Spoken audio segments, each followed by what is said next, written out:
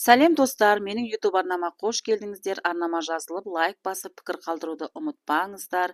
Бүгін сіздермен өте тойымды тіске басар дайындап үйренеміз.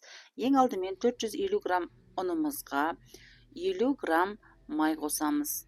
Мен қолдың сары майын қостым және жарты шай қасық тұз қостым. Негізі бір шай қасық тұз қосу керек, себебі қолдың сары майының құрамында тұз бар. Одан кейін 250 грамм ыстық сүтімізді құйып, ыстық болғандықтан қасықпен араластырамыз бастапқыда. Кішкене қою болғанша. Одан кейін мінекей осындай жұмсақ қамыр шығады. Осыны жақсылап иілеп, бетін жауып, тындырып қоямыз 10 минутқа. Оған дейін біз салмасын дайындаймыз.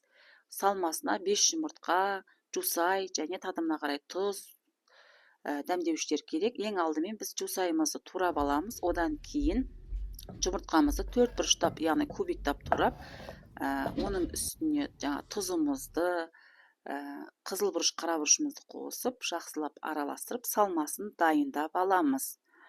Енді 10 минут тындырған қамырымызды алып, оны бөліп, бірнеше бөліктерге бөлесіздер. Сөйтіп алақан арқылы домалақ форма жасап, оны да бір 10 минутқа тындырып қоямыз. Мінекей видеода көрсетіліп жатыр. Осындай формада кезесіздер. Сөйтесіздер де алақанмен мінекей домалақ форма жасайсыздар. Сөйтіп оны 10 минутқа бетін жауып, тағы да қойып қоямыз. 10 минуттан кейін қамырымызды алып, өсімдік майымен оң жағында, сол жағында жақсылап майлап, домалақ формада жаямыз. Салмамызды салып, екі жағы бетін біріктіріп, мінекей саусақпен екі жағын біріктіреміз және шанышқымен сәндейміз. Майымызды қыздырып, майға қуырамыз. Мінекей үстіне үстіп майымызды құйып отырамыз. Сонда қамырымыз әдемі пісет көтеріліп, екі бет мықсарда отырып қуырып аламыз. Мына жерде видеомен толық түспей қапты.